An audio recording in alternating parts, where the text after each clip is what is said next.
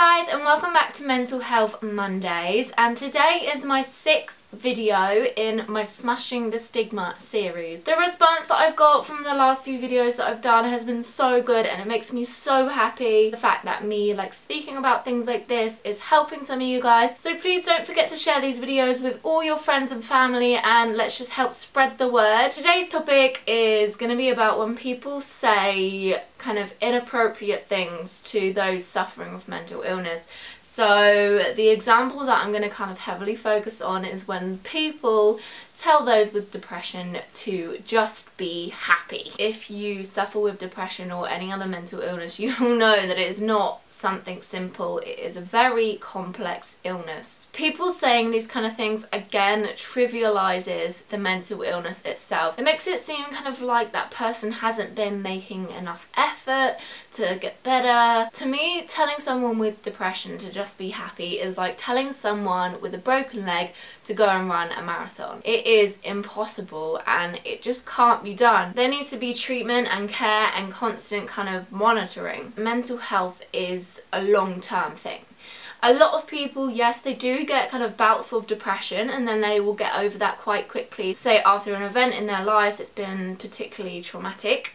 But a lot of the time, mental illness is with people for life. It's like a constant kind of battle in your mind every day. And a lot of people don't know what it's like to live with a mental illness. They don't realise just how much it can impact your life. Like for me, it left me bedbound, unable to leave the house, unable to just do like normal everyday tasks. And as soon as you say you're kind of in recovery, people take that as, you know, you're better. As soon as I was out of hospital, people were like, oh, okay, so you're cured now. No, mental illness is this kind of like up and down roller coaster. For me, recovery is a lot of ups and downs, but on the whole, you are moving upwards. The roller coaster is slowly going up and up and up. Like your mood dips, but it might not necessarily dip as low as your lowest, if that makes sense. Sometimes it could do, sometimes you might feel like you're back there,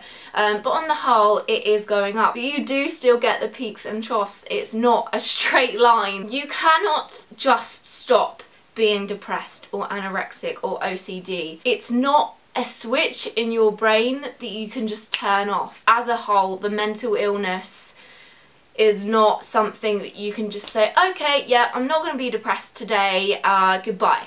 Because it is still there, and you have to, you know, you have to fight your hardest every single day to make sure that you are keeping that depression or whatever it is at bay. And I know when people say things like, just be happy, just eat, just do this or that, a lot of the time, you know, it's coming from family and friends who are doing it from compassion and love for you. But another thing people need to understand is that kind of depression is out of their hands. They cannot cure you. And I know a lot of the time this can be difficult for parents whose child is suffering, and you know, usually if they're physically ill, they can take them to the doctors, give them some medicine, and then that's sorted. But mental illness is a lot more complex than that, and a lot of the time I feel like it is the kind of older generation, you know, people's parents and grandparents and whatnot, who have this kind of misconception. So I thought I would talk through a few of the things that, say, I've had said to me, or someone I know who suffers from mental illness has had said to them. So the first one is parents or friends or something saying to you, have you tried exercising, sleeping better, you know, eating well, just everything, you know, to keep your general health intact? And then that in turn is going to cure your depression. Actually, these things can really help improve your mood as a whole. I will vouch for that.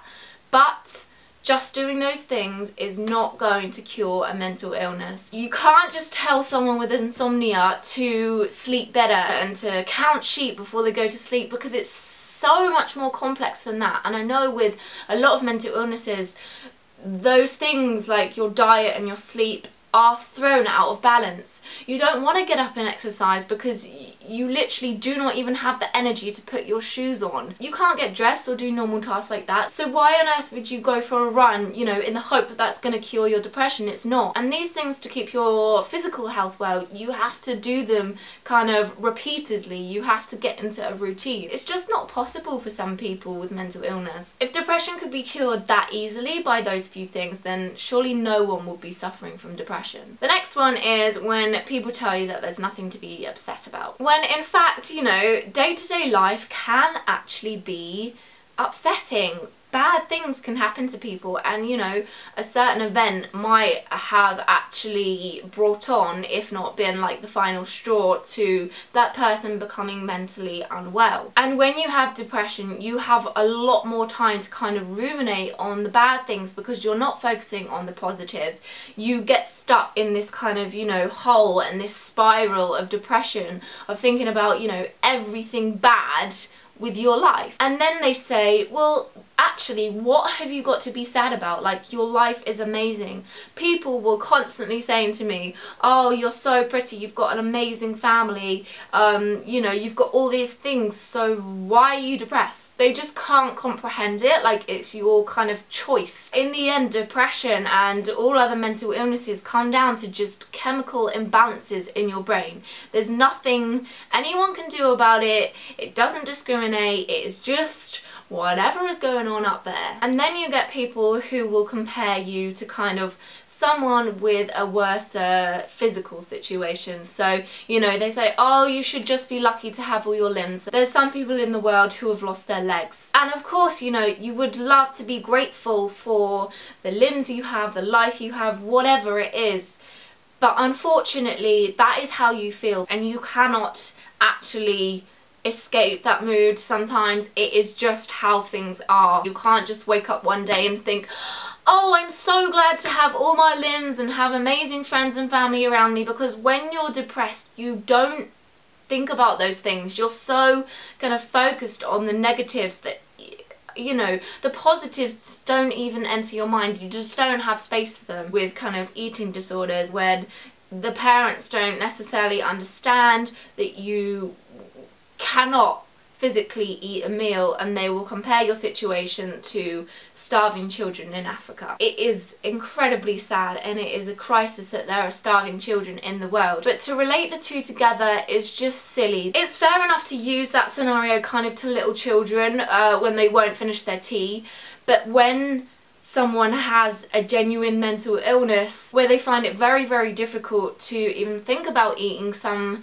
kinds of foods, never mind sitting down and eating a meal with their family, it just makes the situation a whole lot worse. Instead of saying any of these things to people that you think might be helping, I find the best way is just to let someone know you're there. And I know people, especially parents, don't like feeling useless and like they can't do anything. Think about how the actual person is feeling. It's going on inside them, and they still can't necessarily understand it or cope with it all the time. On the whole, you know, I think that person will be grateful that you have shown that you care. Please do let me know your thoughts on this topic in the comments below. I love kind of chatting to you guys about this, and all my social medias and my details are below if you want to chat more privately. I'm going to leave you with another one of my favourite quotes, which is, don't let the sadness of your past and the fear of your future ruin the happiness of your present. Don't forget to catch up on all my Smashing the Stigma videos if you haven't watched them all, and I will see you all very soon. Bye!